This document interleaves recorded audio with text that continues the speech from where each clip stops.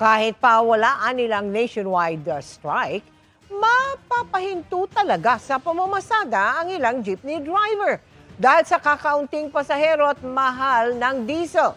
Hati rin ang opinyon nila sa kung solusyon ba ang taas pamasahe at ang ayuda.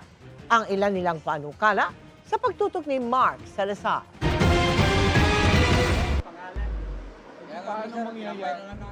Hindi namasada si Benny Medina ngayong araw, hindi dahil sa itinakdang nationwide strike, pero dahil ang presyo aniya ng diesel, hindi na panghanap buhay.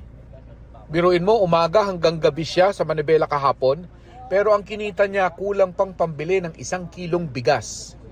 Ang diesel ko kahapon, 1,002 maghapon. Tapos ang kinita ko, sumobra 56 pesos kasama yung barya. Tapos nag-boundary lang ako. Nabawasan pa niya mga pasahero dahil maraming naka-work from home o online class na bahagi ng pagtitipid ng bansa sa krudo.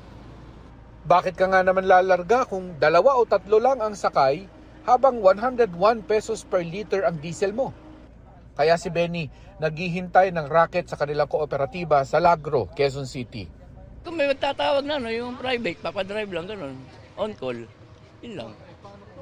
Wala, de zero. Wala tayong magagawa. Umutang kami sa Pasig, wala kami panghulog. Magkano ang hirap sa Pasig? 5,000. O, magkano araw-araw yon? 200, Nakakaintindi 150. naman yung kinukuhanan kasi pag walang panghulog, okay lang. Pero pagka kumita, dudublihin. Ganon. May pangakong ayuda naman ng gobyerno bagaman inuuna ang mga tricycle driver. Pero imbes na ayuda, mas gusto ng maraming tsuper sa Lagro ang programang libreng sakay kung saan sila ang ikokomisyon at siswelduhan ng gobyerno. Nangyari na yan sir, yung pandemic. Tapos nung 2022, nagpalibre sakay sila. 2 buwan at kalahati. 1,000. Mas nakakaraos yun. Okay na yun kaysa wala. Kaysa ngayon nag-short ka. Sa Montalban, Rizal ko naman nakilala si Antonio Escabas. Siya naman hindi bumibitaw sa Manibela kahit 100 piso na lang ang take home. Short na pag 150, 100. Kaya yung ibang kasamahan ko, nag-ayawan na. Ang para sa akin lang po, malibre na pagkain sa sigarilyo, okay na. Kalahati na nga ng araw pero hindi pa maabot ang kita niya sa pamboundary. Wala pa akong boundary, 200 pa lang. Pagka ito na hindi naka-boundary, pag hindi ako naka-boundary ngayon, gaya yung Biyernes, ang pera ko, sakto lang boundary. Ang ginawa ko,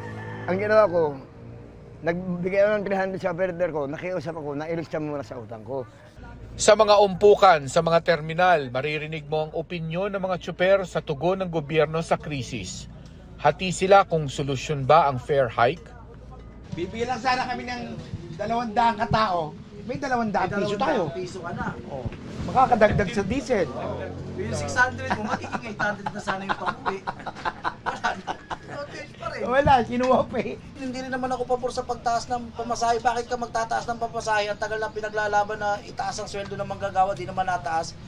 Hati rin sila sa ayuda pero nagkaisang dapat ibaba sa 70 to 80 pesos per liter ang diesel. Pag binaba yung diesel, araw-araw kaming nakakatipid. Eh yung ayuda na yun, nakatulong lang sa amin ng 1 linggo yun. May mga tsuper na nawawala ng tiwala kahit sa mismong suki nilang gasolinahan. Baka raw ginagamit lang ng iba ang gera sa Iran para kumita. Mabigat nga, hindi tayo napuputukan. Yung mga gasolina nang pumuputok, wala naman deliver. Mataas araw-araw yung presyo eh. Di ba? Sukdulan na raw ang presyo ng diesel sa ngayon at sa bawat sipa ng presyo nito, asahan nila ang paglagas pa sa hanay ng mga tsuper. Para sa GMA Integrated News, Mark Salazar, nakatutok, 24 oras.